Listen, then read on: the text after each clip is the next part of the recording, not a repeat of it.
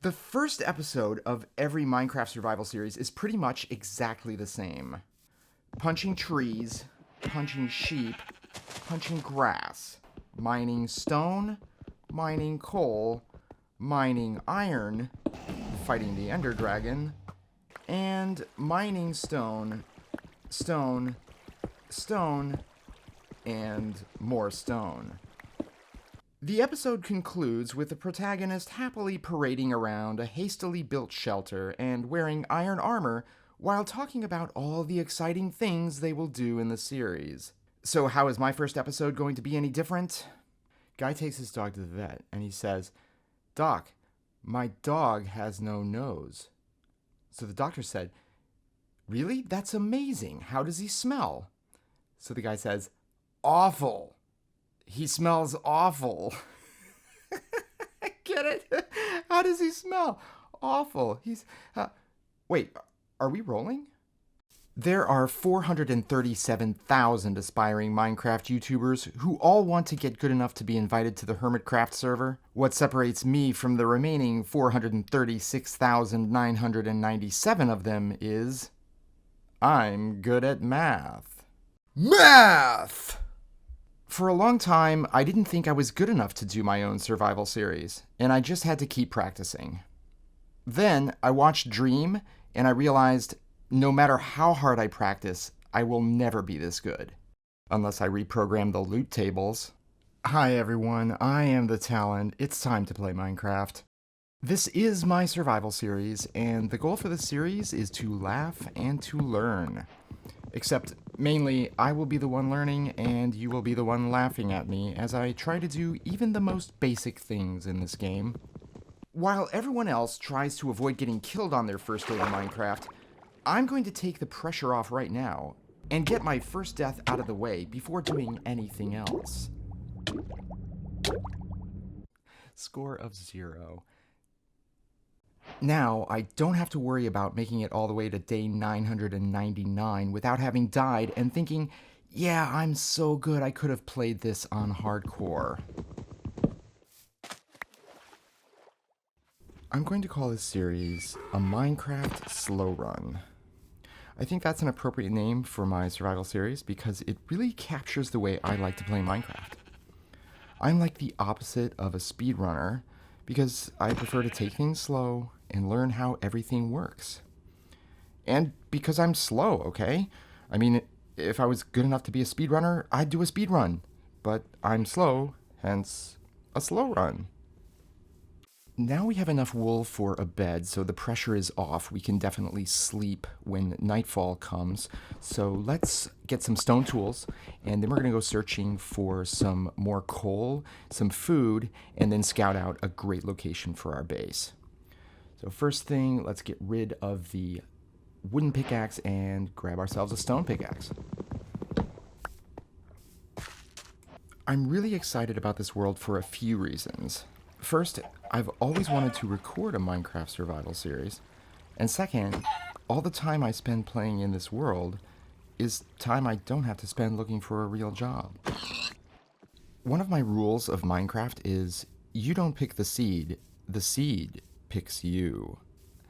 So even though there are some websites that let you visualize what is in a world based on just the seed, I decided against that. This is a completely random seed, so I have no idea what's in this world. This is the way I really like to play. It forces you to play the environment. So, for example, if you spawn in a desert, you're going to be using sandstone. If you spawn on an island in the middle of the ocean, it's going to be a challenge getting wood. I like that way of playing because every world's a little bit different. It's not scripted. You get to explore and figure out things as you go along. Now day 1 is just about coming to a close. We've done a little bit of exploring around the area. We've got all the essentials for day 1. So we've got a bed, we've got some wood, we cleared out a little space here, and we've got some food and enough stone for a couple furnaces, enough wood to get us going with some tools, and coal for torches. So we're going to bed down right here and start planning for tomorrow. Day 2. First things first, but not necessarily in that order. We need to do some resource gathering, specifically iron. We won't find any up here above sea level, so we need to go back down to the plains and start looking for any relatively safe surface caves we can pop in and out of quickly without attracting any unwanted attention from the creatures in the darkness. Since there are plenty of sheep around here, I want to grab 3 more wool so I can have a spare bed in case I get lost, and then I don't have to start panicking. Our goal is to get around 30 iron so we can gear up with a shield, armor, and a few better tools. Iron, iron, more iron, skelly, creeper, and iron. Back up here in the forest, we've got our iron smelting up, and now we're going to start laying the foundation for a base. When I first started playing Minecraft, I would just do the ugly dirt hut thing for the first 100 days, but yeah, nobody wants to see that. So I will take some time to make a proper house. It won't be fancy. I don't want to burn too much time on little details we can add as we go along. For the early game, we do want to keep it practical. We've got a lot of spruce trees up here in the forest, and I've already burned through a few iron axes. So we're going to use spruce logs for the pillars and also for the floor, and then some cobblestone around the wall just to add a little bit of an accent. Roof design is always a little tricky. When you're doing the dirt hut thing, you don't have to worry about it, but now that we're going to try to build a proper house, going to just throw on some stairs and slabs and hope for the best. And then this guy shows up. I mean, do I really have all that much to pillage at this point? I've got about 3 raw chickens and a bunch of spruce saplings to my name. I suppose this is what happens when you decide to build a real house instead of a dirt hut. Everyone in the neighborhood thinks they can come and take your stuff. With that pesky pillager out of the way, it's time to pick up some sand. We're going to need to make windows.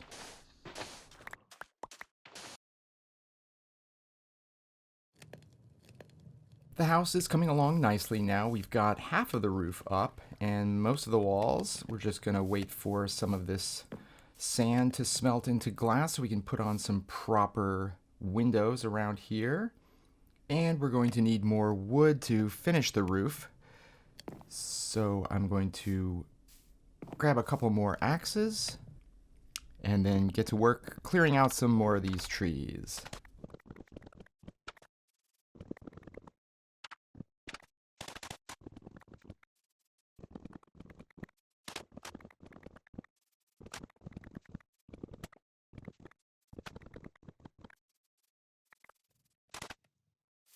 Not bad for a day's work. I think with a little bit of patience, I'll be done with this build tomorrow. While building the house, I also want to get started on some farms right away. In the first video I ever made, I talk about how Fortune 3 should be your early game strategy. It may feel premature to start thinking about Fortune 3 at this early stage. I mean, we don't have any diamonds, we barely have enough iron. But once we do get some diamonds, we want the best yield we can possibly get. And Fortune 3 is not just useful for diamonds, it's also helpful with coal, redstone, and lapis. There are a few ways to get up to Fortune 3. You could go looking for chest loot in abandoned mine shafts or desert temples, but the chances of stumbling on a Fortune 3 book in one of those chests is pretty low. Another option is fishing. Although I think in recent versions of Minecraft, this is not as good of an option as it used to be. You'll be fishing a long time before you get anything even close to Fortune 3. Another option is to find a village, bring a lectern, and keep placing it down until one of the villagers eventually offers you Fortune 3. The problem with this approach is that First, you really only need one Fortune 3 book, so there's really no point in having a librarian that continually offers you Fortune 3. But the real problem with this is that book is going to cost you about 50 emeralds. And if you haven't built any other farms, you're not going to come anywhere close to being able to afford that. The strategy I use to get Fortune 3 is the old-fashioned way. We're going to build ourselves up. We'll get our farms going, get ourselves 15 bookshelves so we can have a full enchanting table set up, and then we'll see if we can get Fortune 3 on one of our iron pickaxes, or on our first diamond pickaxe if we're that lucky. So, to get 15 bookshelves, we're going to need a lot of paper. Paper is going to come from sugarcane. We also need to combine it with leather. The leather is going to come from cows. So first we need a wheat farm to feed the cows, to get the leather, to combine with the sugarcane, so that we can get our bookshelves. When planting wheat, I like to just keep it simple. A 9x9 square with a single water source in the middle, and wheat seeds all the way around. Ideally, you would plant crops in rows alongside different crops. That way they'll grow faster. But at this early stage of the game, there's no point in trying to make that optimization. And besides, coming across other types of seeds like carrot and beetroot and melons, it's going to be a lot more difficult. Wheat, however, is everywhere. For sugarcane, I like to go big. This might seem overkill, and it certainly is just to get 15 bookshelves. But having spare paper is a great way to get some emeralds from a cartographer once you stumble on a village. For planting the sugarcane, I like to have trenches that are 16 blocks long. And the reason is you can put one water source on each end, and they will both flow towards the center. That way, when you're harvesting the sugarcane, anything that happens to fall into the water, you can easily sort of jump around into the middle and pick up what's left over. Finally, we build a little pen for our cows and keep feeding them wheat until we've got a big herd. We need 46 leather for a full enchanting table setup, and cows don't always drop leather. We don't have a looting enchantment yet, so we'll have to compensate by waiting until we have around 50 cows. I tried to be patient, but wow, it takes a long time for cows to grow up. I got a full chest of sugarcane, but I still only had about 10 cows, so I had to go running around the countryside, attacking every cow I came across. I'm glad I did, because I found something else. Well, I'll show you what I found. A village! While rounding up leather, I stumbled into this village. It's not very large, just 6 villagers, but that's enough for some early game trading. I haven't even properly looted the place. There are still hay bales everywhere. Now, even though I promised I wouldn't be building dirt huts in this series, I made an exception here because I was in a hurry. Besides, it's not really a dirt hut, just a hole with some dirt around it. So in here, I've got a farmer for trading excess wheat, a cartographer for trading excess paper, and of course my first 2 librarians, one for mending and one for infinity. These are the 2 enchanted books I always shoot for in the early game. Aw, isn't that sweet? We're just one big happy family here. A big happy family living in a dirt hole. I promise I'll come back when I have more time and build you guys a proper town hall. But right now, we still don't even have any diamonds. It's time to head underground and find some of that good stuff. That took a long time, I'm not gonna lie. Mining with standard iron pickaxes is a frustrating experience. That's why I'm so eager to get my Fortune 3.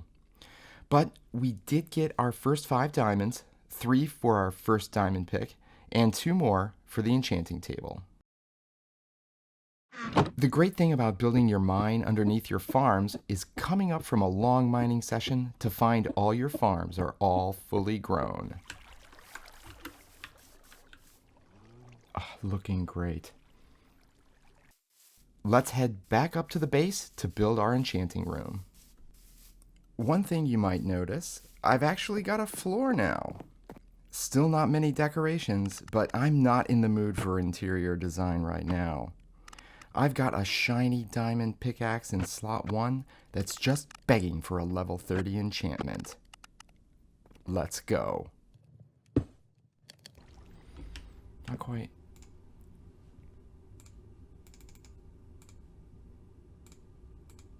Our diamond pick, Unbreaking 3.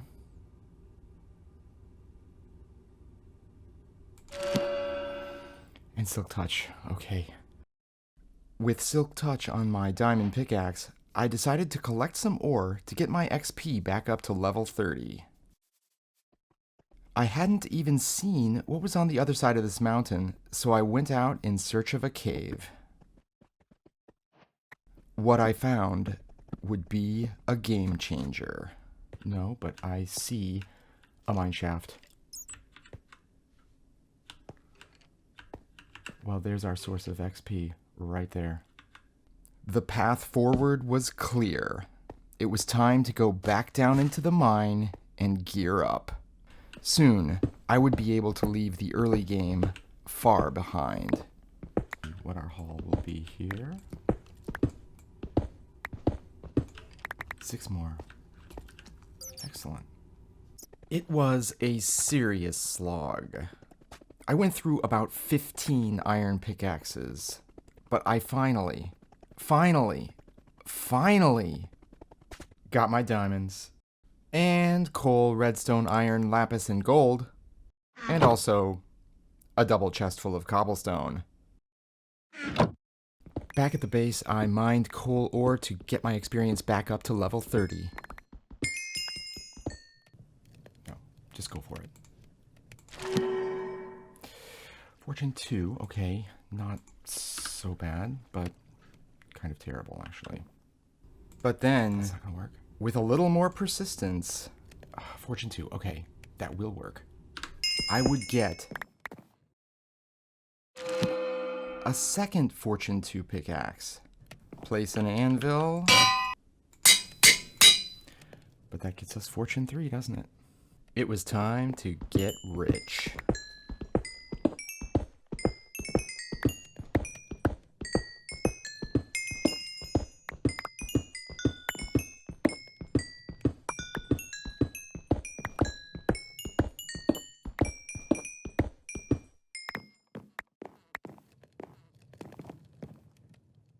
$72 diamonds.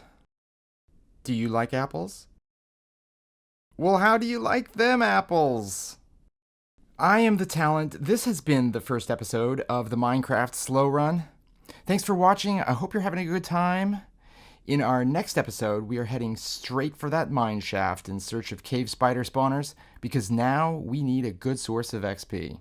Today, we made history, and tomorrow, we're gonna make magic.